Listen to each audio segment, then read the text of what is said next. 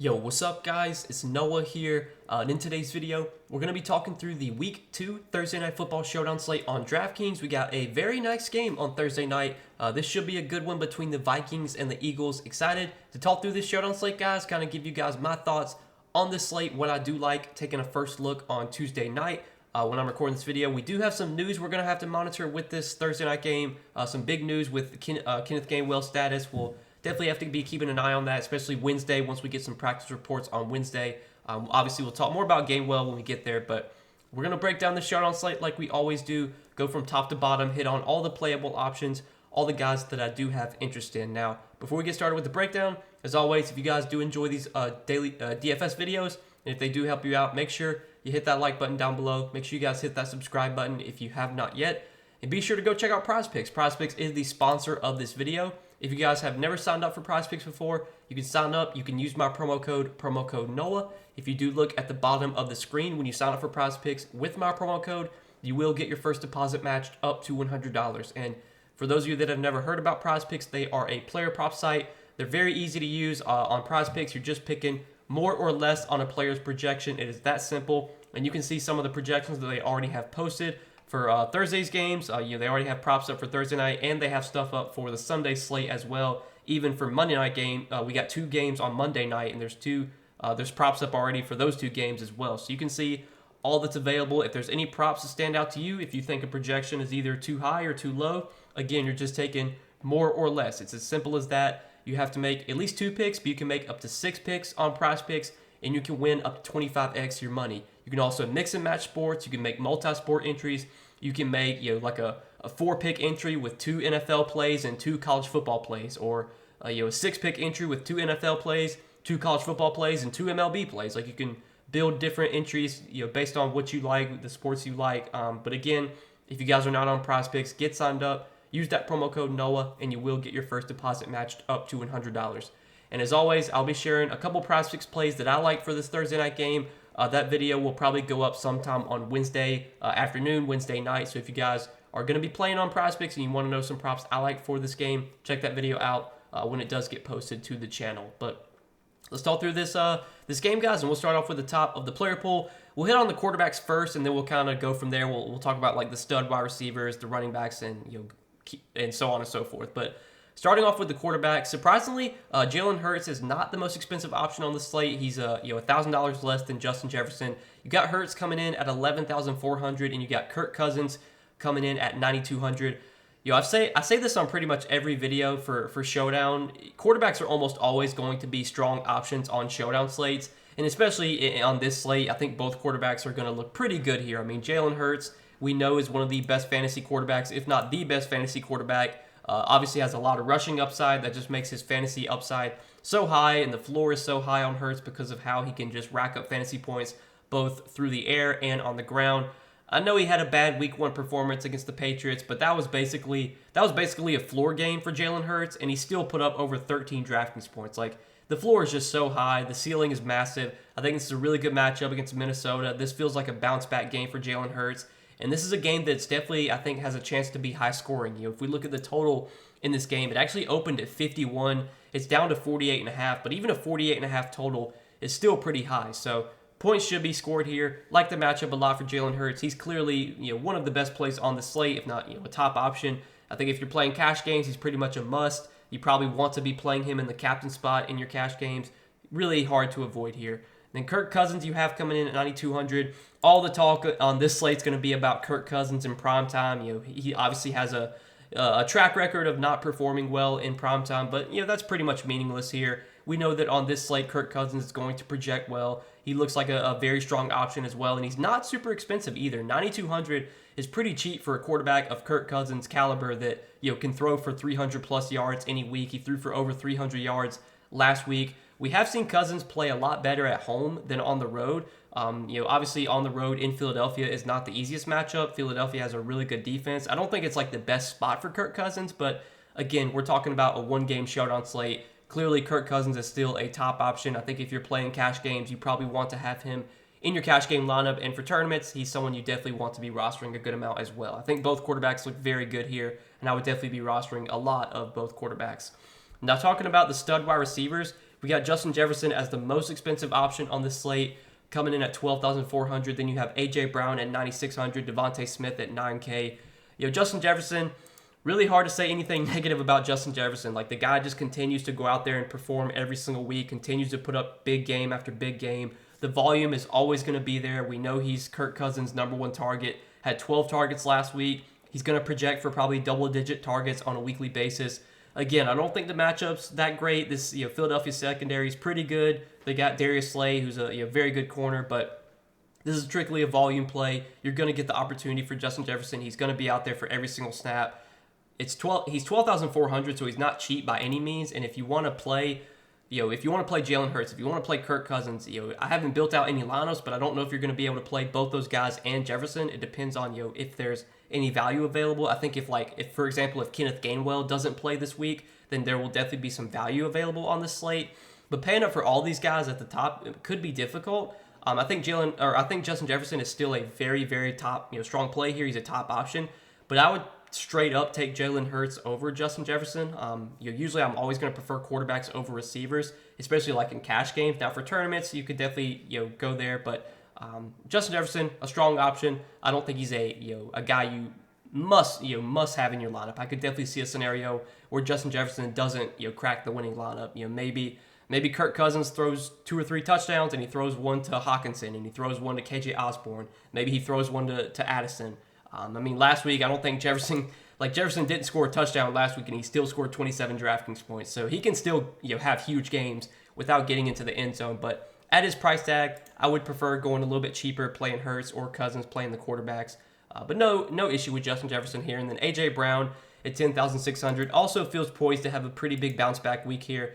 Was a little bit underwhelming last week against the Patriots, 7 catches for 79 yards, but he still got 10 targets. We know the volume's going to be there for A.J. Brown. He's been really good since he got acquired by Philadelphia. Really nothing negative to say about A.J. Brown here. I think the matchup's definitely better for A.J. Brown. I think Justin Jefferson's the more talented receiver, but you're getting a pretty big price difference between these two. A.J. Brown is almost $2,000 cheaper than Justin Jefferson. I definitely like A.J. Brown on this slate. Between him or Jefferson, if you have the salary, I prefer to get to Jefferson, but both guys clearly look like really good plays here. And then Devontae Smith at 9K. Don't have an issue going to Devontae Smith either. Devontae Smith we know is going to get the volume. He also got 10 targets last week. He's going to be on the field for probably close to every single snap.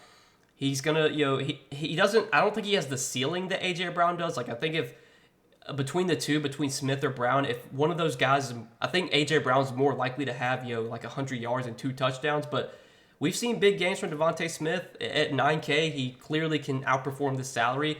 If you're playing a Jalen Hurts at captain lineup and you want to double stack it with Brown and Smith, I don't know what that would cost you in terms of salary. You're going to be really thin on salary if you do that, but there's definitely a scenario where Jalen Hurts throws 4 touchdowns or 3 touchdowns in this game, and 2 of them go to Brown, 1 of them goes to Smith, or vice versa. So building lineups like that, I think, is totally viable here. I like Devontae Smith quite a bit, but I straight up I do prefer getting up to Brown or Jefferson if I can. We'll have to see building lineups out what kind of value we get. Right now there's not a ton of value, but that could definitely change if Kenneth Gainwell gets ruled out. Now talking about the running backs here, Alexander Madison's coming in at 7,600. I think Alexander Madison's one of the stronger plays in the mid-range here. He only got 14 touches in week 1. Wasn't very efficient with those touches, but he still did put up 13 DK points. He was able to get into the end zone to kind of salvage his day. Wasn't very efficient on the ground, like I said, only averaged 3 yards per carry. I don't think this is the best matchup for Alexander Madison. If you look at where this Eagles defense ranked last season against the run, they were pretty solid against the run. They were about middle of the pack when it comes to fantasy points allowed to the running back position. But if you look at just the snaps played last week, Alexander Madison played 73% of the snaps. CJ Ham played 34%, mostly as a fullback, and then Ty Chandler only played 17% of the snaps. So they pretty much ran with 2 running backs between Madison and Chandler, and it was Madison getting all the opportunity, all the touches, and all the snaps.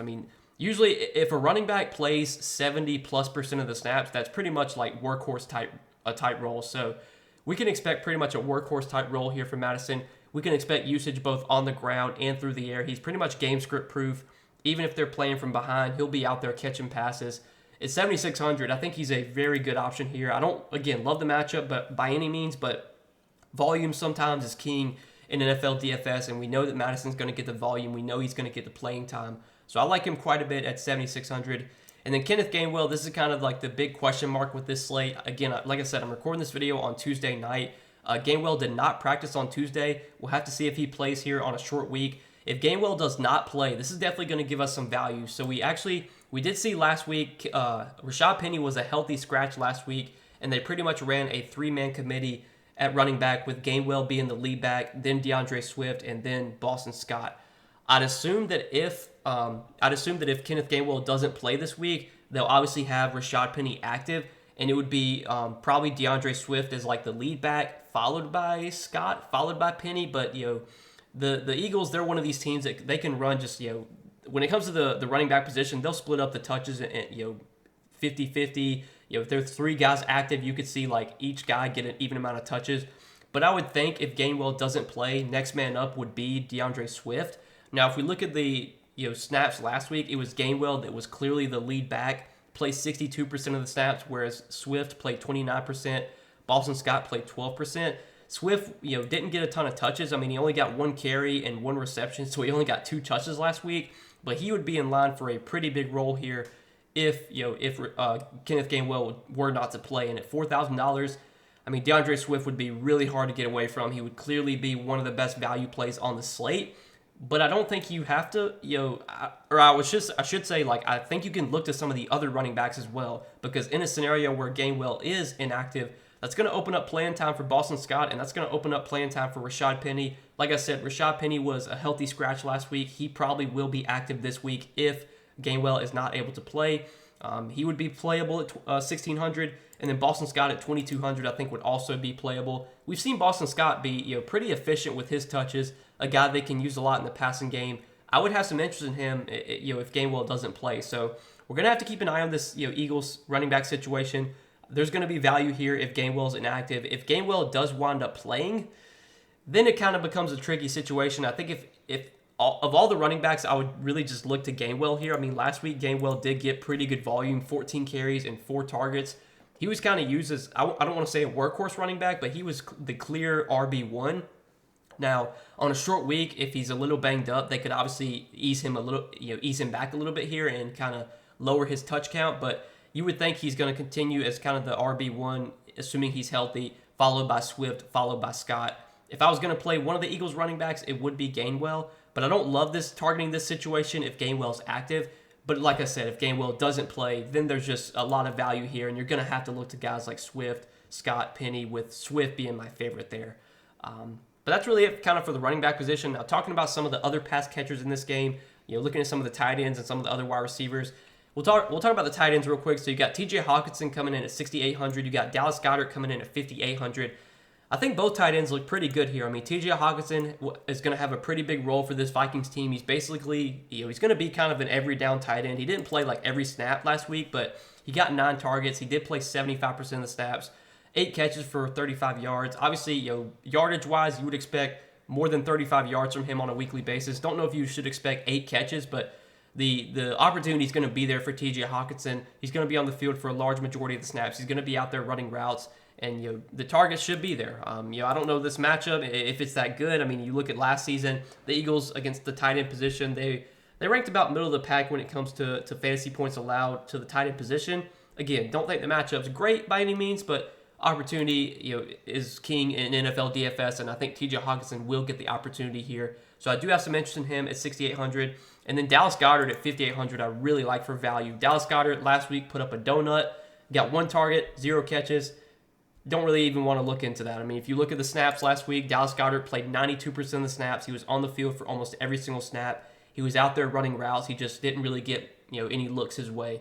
That's going to change, you would think, and I'm pretty sure the coach even came out and said that they need to get Dallas Goedert the ball more. So with the coach speak, with the squeaky wheel narrative coming into this game, I think Dallas Goedert is poised to have a bounce back game here. 5,800 is really cheap for a tight end that's going to play probably close to every single snap and is going to be out there running routes. And we know Dallas Goedert is a good receiving tight end.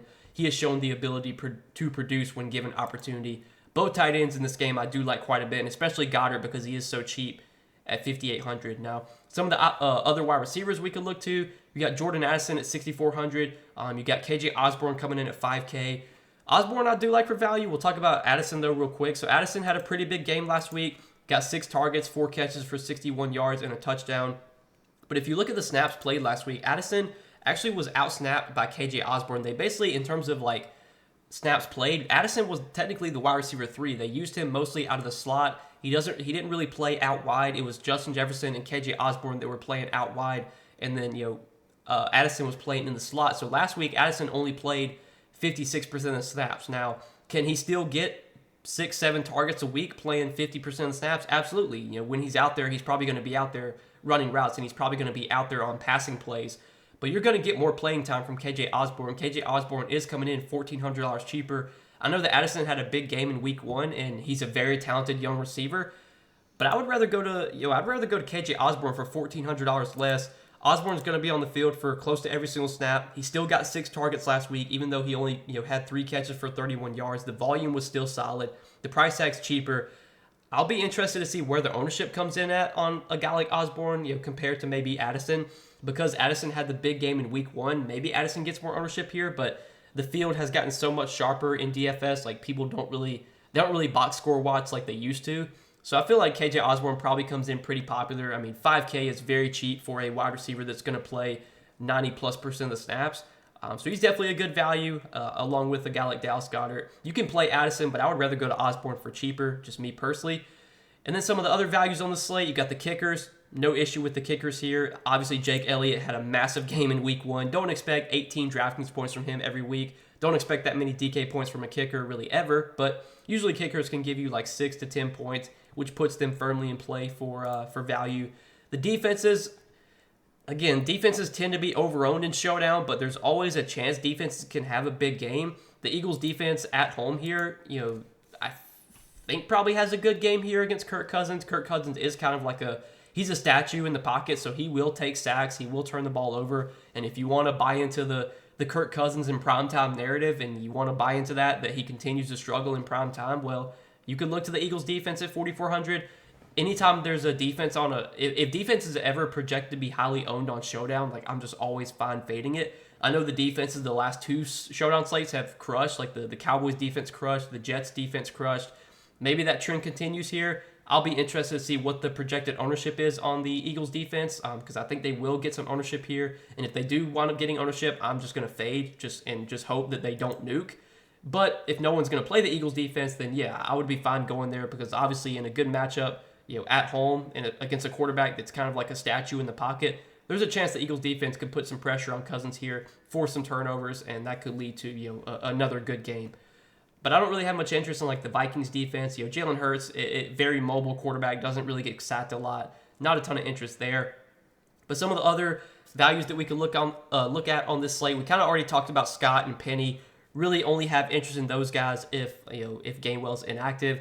Quez Watkins is gonna he's gonna operate as like the wide receiver 3 for the Eagles, but that really hasn't resulted in much opportunity for him. I mean, last week he did play 79% of the snaps, but he only got 2 targets. He's kind of like he's a deep threat. He's a speedster. He's not a guy that's going to get like a ton of volume, but similar to someone like a McCole Hardman, he could get 2 or 3 targets, and one of those could be like a bomb, 50 yards down the field. And if they wind up connecting on that 50-yard bomb, then yeah, that really could be all that it takes for Quez Watkins to pay off his salary. So he's kind of like a boom bust option, but if you're needing some value this cheap, I think Quez Watkins is playable, especially given that he played 79% of the snaps in week 1.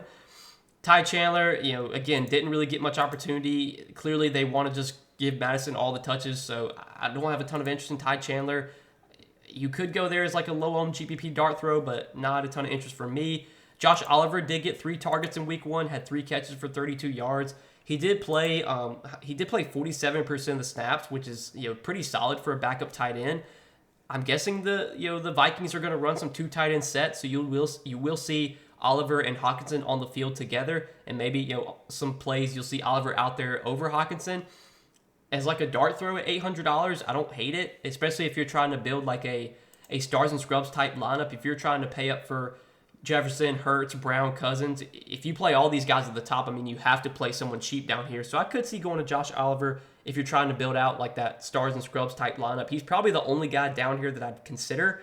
I don't think there's really anyone else this cheap that I'd really even have in play. He's probably the cheapest playable option to me on this slate. I know CJ Ham scored some points in week 1, but again, he's mostly just like a fullback. He might get like 2 or 3 targets, but that's really it. You could take a shot on him. I'd probably rather go to Oliver if I was going to punt with one of those guys. But I think that's it, man. I think we kind of covered all the playable options on this Showdown slate. So, as always, guys, appreciate you watching the video. I hope you guys did enjoy.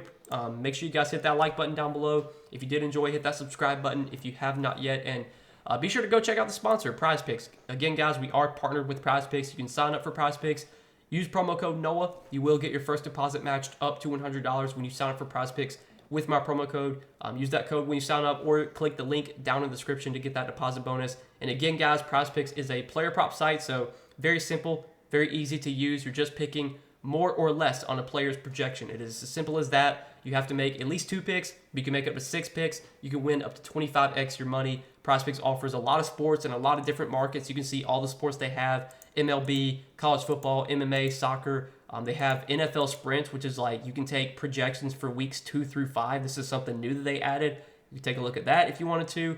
But again, guys, if you're new to Prize Picks, check them out, sign up, use that code NOAH, and get your first deposit matched up to $100. But good luck on this Showdown slate, guys. Hopefully we get a good game on Thursday night. So far, the primetime games have been a little bit underwhelming. The game Monday night was, that was a good one. It sucks that Aaron Rodgers got hurt, but Sunday night's game was definitely, a blowout. Thursday night's game was a little bit of a disappointment. Hopefully this is a good game on this Thursday night. But we'll see, guys. Appreciate you watching the video, though, as always. Again, appreciate your support. Hit that like button. Hit that subscribe button if you guys have not yet. And we will see you in the next video. Best of luck on this slate. Peace.